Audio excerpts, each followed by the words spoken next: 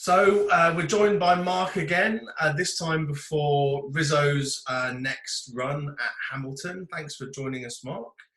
Yep, So still in the car, still waiting for the young cricketer to return. So that's right. I hope he's going to turn into a professional. For proud Yorkshireman father, I'm sure that's an important thing with the cricket. 100%. So Rizzo's next run at Hamilton on Sunday. Can you tell us just a little bit about the race and how the conditions of it are different to the previous run at Kempton?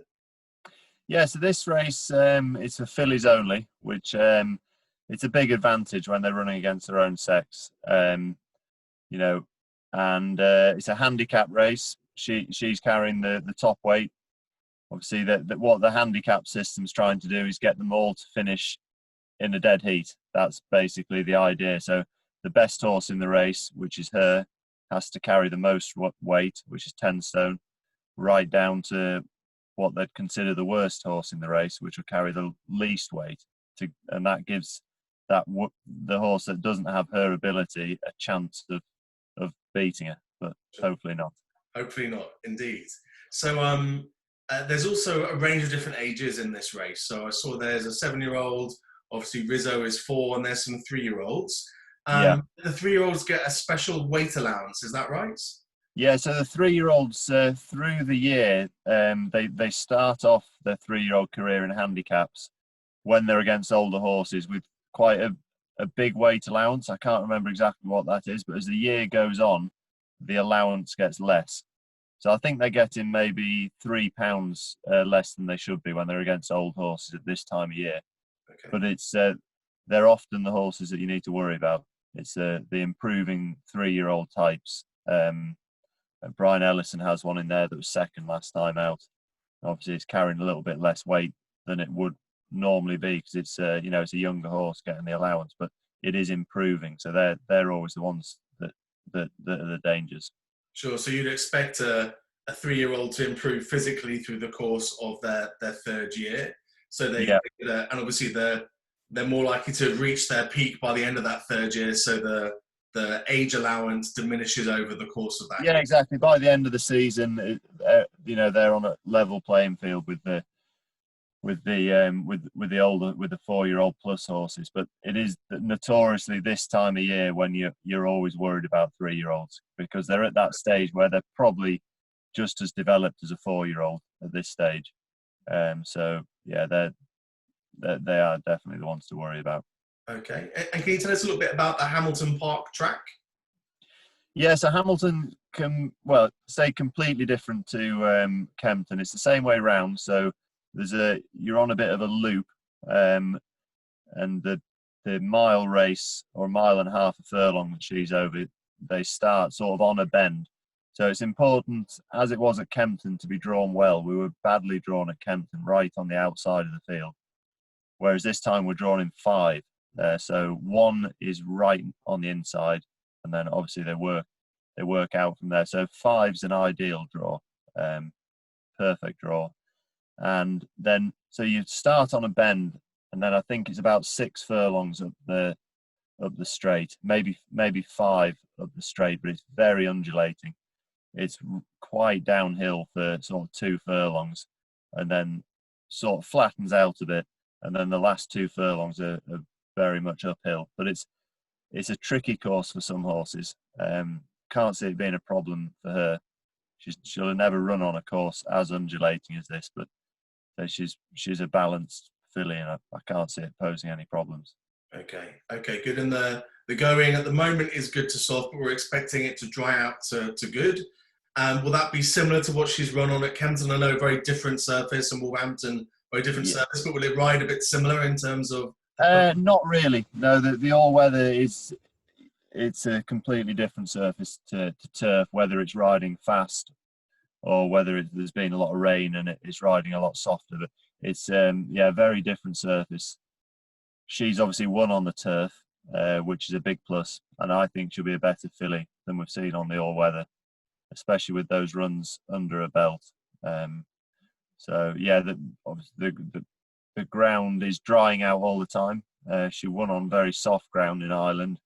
It's not going to be very soft, but I think it'll probably just be on the softer side of good ground. Okay. Well, we're really excited for the run, obviously, and I'll ask you just a little bit in a little while about what we can expect from the race itself and the instructions that you'll probably give Royston. But maybe can you tell us a little bit about what's been going on for her since her last run at home? How, have you noticed a difference in her? Yeah, no, she came out. She comes out of the races very well. It's something I've noticed about her.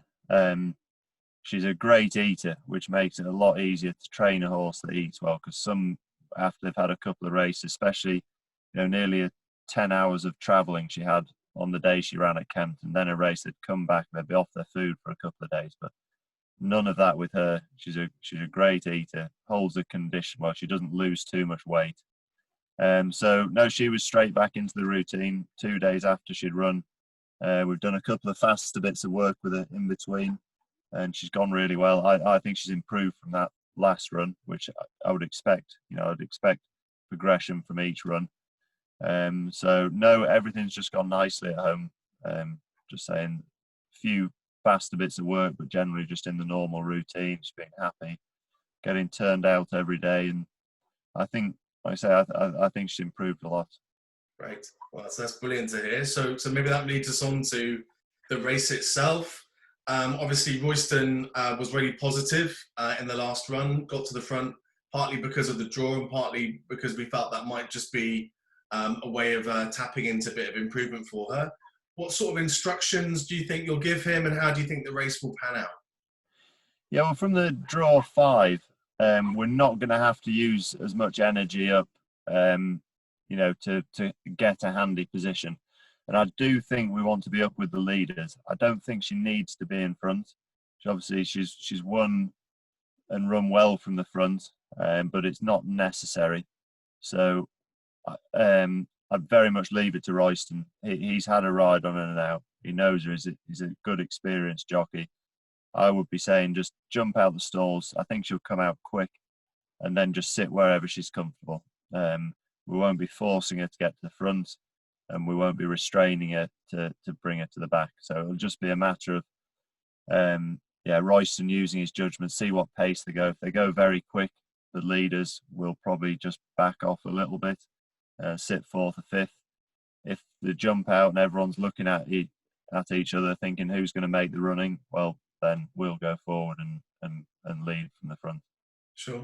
And obviously she's not going to necessarily a particularly good change of foot at the end of the race, but we know she's got a bit of early speed if we need it, so won't be a problem to lay up. But I imagine that this trip is, we think, around her optimum. It's obviously slightly further than she won over in Ireland, a little bit less than her first run at Wolverhampton this season. Do you think the trip is about right for her? I think the trip's about right. Obviously, a mile and a half a furlong. Half a furlong's not going to make too much of a difference. But we thought in our homework before her first race we'd be thinking mile and a quarter, mile and a half. But after watching the speed that she's shown early on at Kempton, I think a mile is about right. But if it was softer ground, I wouldn't be worried about running her over 7. But yeah, I do think, we're not going to have any big excuses with the distance. Okay. So, this is the $1 million question then, Mark. So her third run, obviously it'd be great to get some improvement. We can't do anything to mitigate how good those 3-year-olds with their weight allowance might be. But what would be a good run in your expectation for this race? I think it's the first time we've gone to the races with a realistic chance of winning. Like you said, that you don't know how much improvement is in the other horses, but I feel she's in really good form. I think conditions are to suit, the track's to suit. So, yep, there may well be something in there that can beat her, but I think they'll have to go a bit to do it. And I would be certainly hoping for a place. Again, if she was in the first 3, I'd be delighted. But you certainly couldn't rule her out of winning this time. Okay, brilliant. Well, look, I know that it's not you going to Hamilton Park. I know Will, one of the team, is going up with her this time, but you've kindly said that you'll still dial into the Zoom call and let us know your, how you feel the race has gone post the race. So Yeah, no, I'll be working in the yard, and I'll be nipping in to watch the race. So yeah, you'll get my thoughts after. Hopefully I'm not disappointed and we've gone back a step, which sometimes can happen. With horses, they're not machines. They can have a bad day, but the way I'm seeing things, I'm expecting a really a good run. okay, well, we'll be incredibly excited if we get that, Mark. So thanks ever Yeah, so much for joining us, and thanks for all your work getting her to the track. And we'll see you in just a few minutes after the race. yeah, great. Cheers. All right, Thank good you. luck.